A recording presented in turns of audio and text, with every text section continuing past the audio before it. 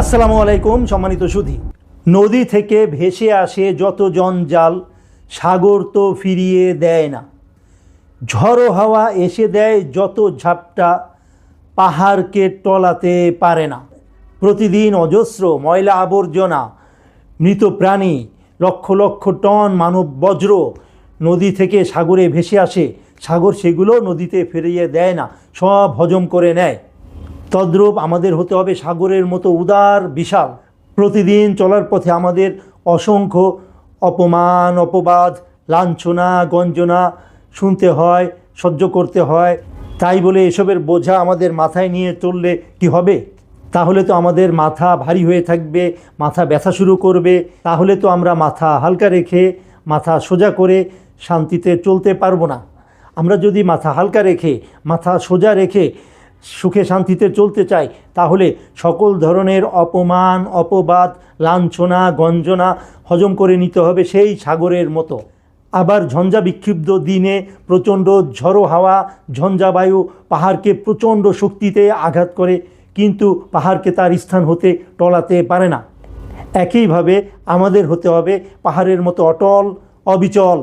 প্রতিদিন অজস্র দুঃখ বেদনা, কষ্ট যাতনা আমাদেরকে আঘাত করে, তাই বলে কি আমরা সেই আঘাতে ভেঙে পড়লে চলবে? এই আঘাতগুলো আমরা অনেক সময় আমাদের আশেপাশের মানুষ থেকে পাই। সেই আঘাতগুলো যদি আমরা মনের ভিতর পুষে রাখি, তাহলে আমাদের হৃদয়টা ভেঙে খান খান হয়ে যাবে, বুক ভরে নিঃশ্বাস আমরা নিতে পারবো না। আমরা যদি চাই বুক প্রশস্ত রেখে চলতে এবং বুক ভরে নিঃশ্বাস নিতে, তাহলে আমাদের হতে হবে সেই পাহাড়ের মতো অটল, অবিচল। যত দুঃখ, কষ্ট, যন্ত্রণা, বেদনাই আসুক, তাতে আমরা ভেঙে যাব না। আর এই দুটি গুণ অর্জনের জন্য আমাদের কি করতে হবে? আমাদের ধৈর্যের সাধনা করতে হবে। আর সেই সাথে প্রত্যেকটা জিনিসের ইতিবাচক দিক দেখতে হবে, পজিটিভ দিক দেখতে হবে। নেতিবাচক বা নেগেটিভ দিকটা দেখা যাবে না। প্রত্যেকটা দুঃখ, প্রত্যেকটা কষ্ট, প্রত্যেকটা ব্যথা, প্রত্যেকটা বেদনা, যন্ত্রণা, এর মধ্যেও কিছু পজিটিভ দিক থাকে। সেই পজিটিভ দিকটাকে আমাদের দেখার চেষ্টা করতে হবে। এর মধ্যে যে নেগেটিভ বা নেতিবাচক দিক আছে, সেটা দেখা বন্ধ করতে হবে। এবং এটা সত্য যে প্রত্যেকটা বিষয়ের মধ্যে, প্রত্যেকটা আঘাতের মধ্যে, প্রত্যেকটা অপমানের মধ্যে, প্রত্যেকটা অপবাদের মধ্যে কিন্তু পজিটিভ দিক আছে। সেই পজিটিভ দিকটা যদি আমরা গ্রহণ করি, আমরা আমাদের লেভেলকে ডে বাই ডে আরও উপরে নিয়ে যেতে পারবো। হ্যাঁ, তবে একটা বিষয় আছে, যেখানে যেইটা উচিত কথা বলার সেটা কিন্তু বলতে হবে। উচিত কথা যদি সময় মতো না বলি, তাহলে কিন্তু আমি নিজেই নিজেকে আঘাত করার কারণ হব, নিজেই নিজের দুঃখ, কষ্ট, যন্ত্রণা, অপমান, অপবাদের কারণ হব। এইটাও আমার মাথায় রাখতে হবে। আর আমাদের এই গুণগুলো অর্জন করার জন্য আল্লাহর কাছে কায় মনোবাক্যে সাহায্য প্রার্থনা করতে হবে। তাহলে আজ যেই দুইটি জিনিস আমরা দেখলাম, তা হচ্ছে আমাদের সাগরের মতো উদার এবং বিশাল হতে হবে। কোনো অপমান, অপবাদ, লাঞ্ছনা, গঞ্জনা যেন আমাদের ভিতরে কোনো কুপ্রভাব ফেলতে না পারে, এই একটা বিষয়। আর আরেকটি কথা হচ্ছে, কেউ আমাদেরকে যতই দুঃখ, কষ্ট, বেদনা দেখ না কেন, তাতে আমাদের নেগেটিভলি বা নেতিবাচকভাবে নেওয়া যাবে না, পজিটিভলি নিতে হবে এবং হজম করতে হবে। আর আমাদেরকে এইগুলোর মধ্যে যেই পজিটিভ দিক আছে, সেই পজিটিভগুলো গ্রহণ করতে হবে। যে নেগেটিভ দিকগুলো আছে, সেগুলো ঝেড়ে ফেলতে হবে। আর তবে একটা কথা মনে রাখতে হবে, যেখানে যেটা প্রয়োজন উচিত কথা বলা, সেটা বলতে হবে। না হলে কিন্তু নিজেই নিজের দুঃখ, কষ্ট এবং অপমানের কারণ হব। মহান আল্লাহ তাআলা আমাদের সহায় হন। আজ এ পর্যন্তই। সম্মানিত সুধী, ভালো থাকবেন। আর যেই ছন্দ এবং অলঙ্করণটি আপনাদের সাথে শেয়ার করেছি, সেটি আমার নিজের করা। আমার জন্য দোয়া করবেন। আসসালামু আলাইকুম ওয়া রাহমাতুল্লাহি ওয়া বারাকাতুহু। আসসালামু আলাইকুম সম্মানিত সুধী। সার্কাসের মস্ত হাতি জানে না তার ক্ষমতা, রশি দিয়ে বেঁধে রাখে দেখে আম জনতা। ছোটোবেলায় যোগ দিল বড় সার্কাস দলে, মোটা রশি ছেড়ে নাই ছোট গায়ের বলে। সেই থেকে হাতির মনে ঢুকে গেছে ভয়, ওরে বাবা রশি ছেঁড়া এত সোজা নয়। সম্মানিত সুধী, আমরা ছবিতে দেখতে পাচ্ছি একটি মস্ত বড় হাতিকে একটি খুঁটির সাথে রশি দিয়ে বেঁধে রাখা হয়েছে একটি সার্কাসের প্যান্ডেলে। বড় মেলায়, সার্কাসের প্রোগ্রামে এরকম দৃশ্য আমরা অনেকেই দেখেছি। এই হাতিটি কিন্তু কখনোই এই রশিটি ছেঁড়ার চেষ্টা করছে না। এর কারণ হলো, এই হাতিটিকে ছোটোবেলায় বন থেকে ধরে এনে এই সার্কাসের দলে দেয়া হয়। সার্কাসের দল তখন মোটা রশি দিয়ে একটি খুঁটির সাথে সেই ছোট্ট হাতিটিকে বেঁধে রাখত। আর হাতিটি দিনের পর দিন এই রশিটি ছেঁড়ার চেষ্টা করে, কিন্তু হাতিটি ছোট থাকায় রশিটি ছিঁড়তে ব্যর্থ হয়। দিনের পর দিন চেষ্টা করার পরে ছোট্ট সেই হাতিটি এক সময় চেষ্টা করা ছেড়ে দেয়। সে ভাবে এই রশিটি ছেঁড়া তার পক্ষে সম্ভব নয়, অর্থাৎ তার মনের ভিতর ভয় ঢুকে যায়।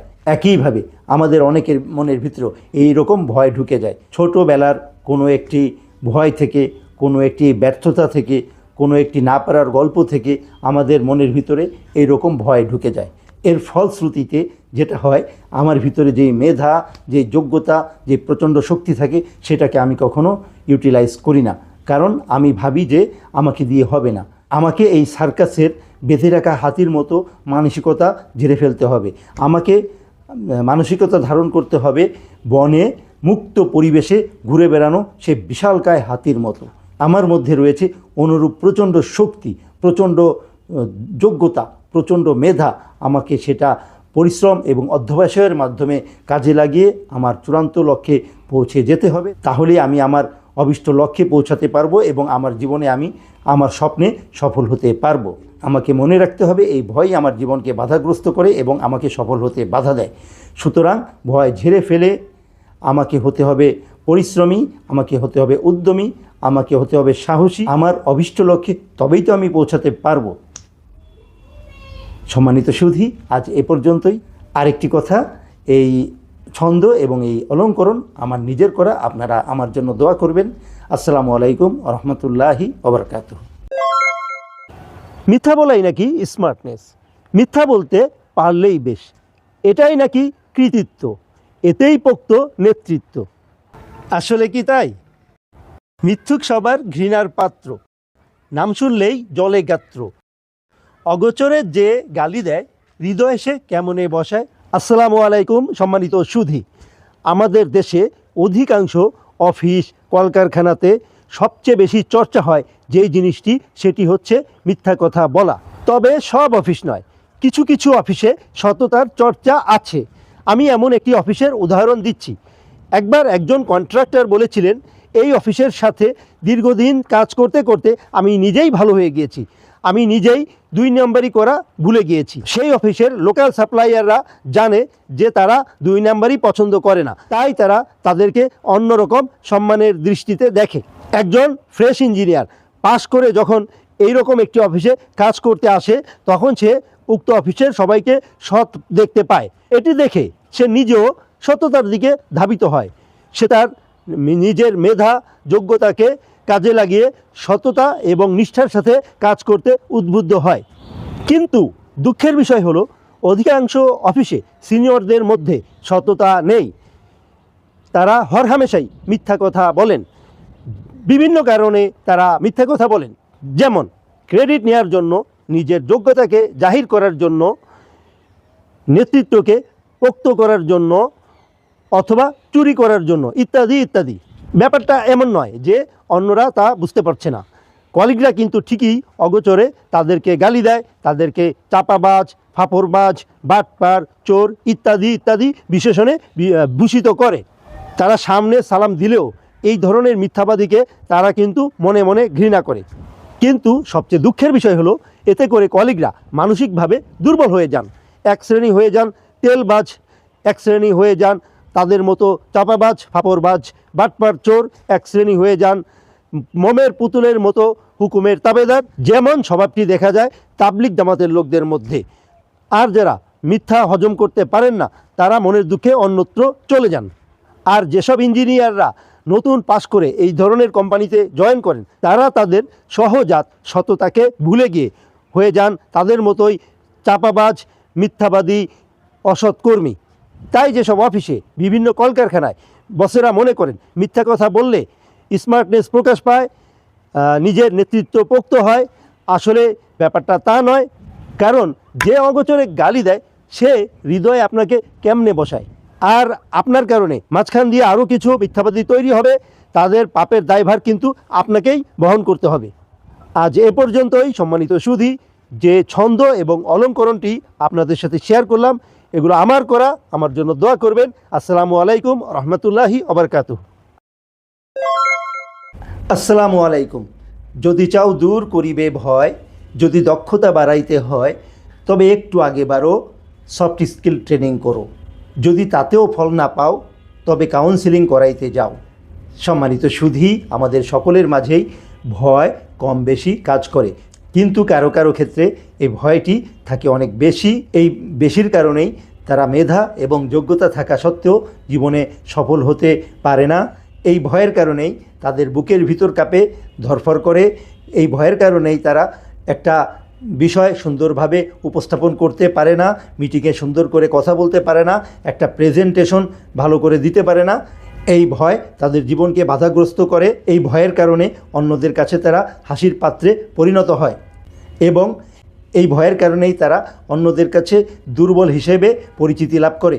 এখন আমি বলবো এই ভয় আমরা কিভাবে দূর করতে পারি। আমি যদি বুঝি আমার মধ্যে এই রকম অযাচিত ভয় রয়েছে, তাহলে আমাকে কিছু সফট স্কিল ট্রেনিং করতে হবে। এখানে সফট স্কিল ট্রেনিং মানে কম্পিউটারের কিছু সফটওয়্যার অ্যাপ্লিকেশনের ট্রেনিংয়ের কথাই আমি শুধু বলছি না, প্রয়োজনে এইসব ট্রেনিং করা লাগবে।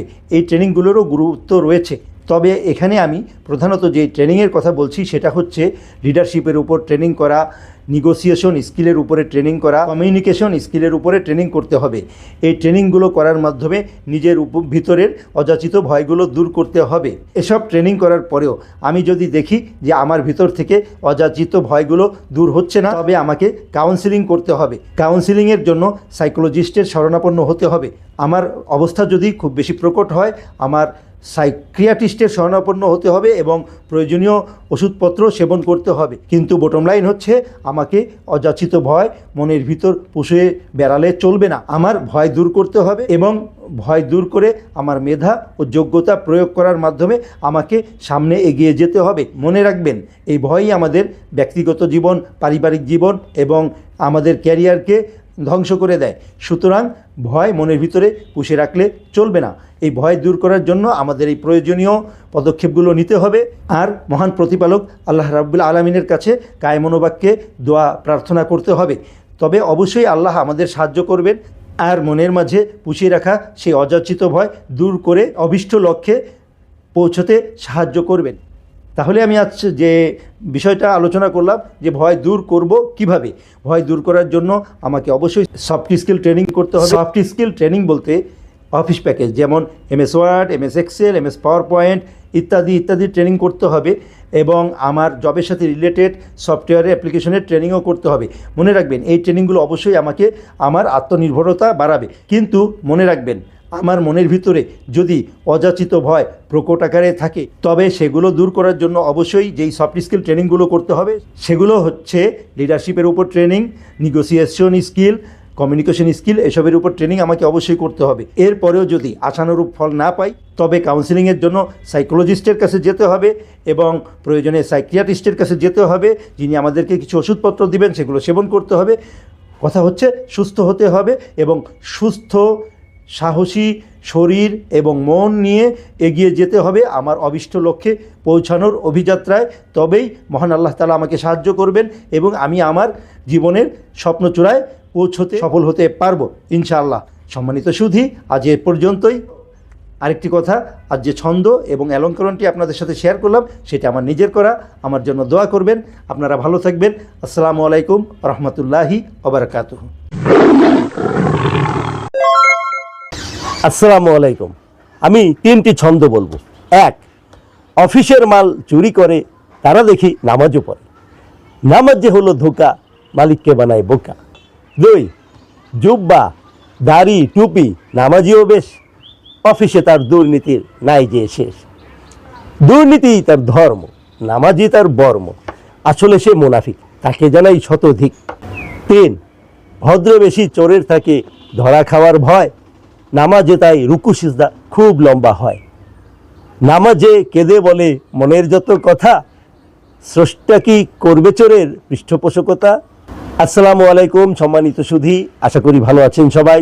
আমাদের অনেকেরই ধারণা দুর্নীতি, ঘুষ, কমিশন এগুলো শুধু সরকারি অফিসে চলে, বেসরকারি অফিসে এগুলো নেই। কিন্তু এই ধারণা একেবারেই ভুল। সরকারি অফিসের মতো প্রাইভেট অফিসেও কিন্তু দুর্নীতি পুরোদমে চলে, আর এই ক্ষেত্রেও তারা সবচেয়ে বেশি ব্যবহার করে ধর্মকে। ইসলামী লেবাস, দাড়ি টুপি, নামাজ এই ধরনের অতীব গুরুত্বপূর্ণ বিষয়গুলোকে তারা ব্যাপকভাবে ব্যবহার করে তাদের দুর্নীতিকে আড়াল করার জন্য, এবং অনেক ক্ষেত্রে তারা সাময়িকভাবে সফলও হয়। আমি একবার একটি ইন্ডেন্টিং ফার্মে কাজ করতাম। তখন একবার মার্কেটিং ম্যানেজারের সাথে একবার একটি কারখানার হেড অফিসে গিয়েছিলাম। হেড অফিসের অ্যাডমিন প্রধান আমাদেরকে 3টি কোটেশনের ফটোকপি করে দিলেন এবং বললেন যে লোয়েস্ট যে বিডার তার চাইতে সামান্য কিছু কম করে কোটেশন সাবমিট করতে। এরপর জোহরের নামাজের সময় তিনি আমাদের সাথে মসজিদে গিয়ে জামাতে নামাজ আদায় করলেন। এর কয়েকদিন পরে তার একটি অসুখ হলো এবং তিনি আমাদের কাছ থেকে কাজটি পাইয়ে দিতে যত টাকা কমিশন নিয়েছেন তার চেয়ে বেশি টাকা সেই অসুখের চিকিৎসায় তার ব্যয় হয়েছিল। এ ধরনের উদাহরণ আমাদের অনেকেরই কম বেশি জানা আছে। আর এই সব লোকেরা কিন্তু কথায় কথায় ইনশাল্লাহ, আলহামদুলিল্লাহ এই শব্দগুলো ব্যবহার করে, এইটা তাদের একটা বৈশিষ্ট্য। সবচেয়ে ভয়ঙ্কর ব্যাপার হলো এই ধরনের অসৎ লোকেরা ঘুষ খাওয়া, কমিশন খাওয়া এইসব দুর্নীতিকে অপরাধী মনে করে না। এটি সরকারি অফিসের গল্প অনেকেরই জানা আছে। একজন হুজুর সরকারি অফিসের কর্মকর্তা একজন সেবা প্রার্থীকে বলছেন, তাড়াতাড়ি দিলে দেন, ড্রয়ার বন্ধ করে রাখবো, নামাজের সময় হয়েছে, নামাজ পড়তে যেতে হবে। চিন্তা করেন কি ভয়ঙ্কর অবস্থা। একজন লোকের কথা জানি, অফিসের মালামাল খোয়া গেলে তার নামাজ, দোয়া লম্বা হয়। আবার যদি কোনো সময় দেখা যায় সেই ব্যক্তির মসজিদে নামাজ, দোয়া খুব লম্বা হচ্ছে, তখন খোঁজ নিলে দেখা যাবে যে অফিসের মালামাল চুরি হয়েছে। এসব লোক এভাবে ধোঁকা দিয়ে মালিকদেরকে বোকা বানায়। তারা চরম পর্যায়ের মুনাফিক। তারা পরকালের তোয়াক্কা করে না।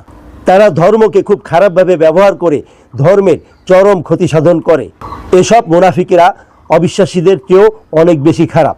হাদিস অনুসারে এসব মুনাফিকদের অবস্থান হবে জাহান্নামের সর্বনিম্ন স্তরে। আবার মালিকরাও অনেক সময় বুঝতে পেরেও কোনো ব্যবস্থা গ্রহণ করেন না।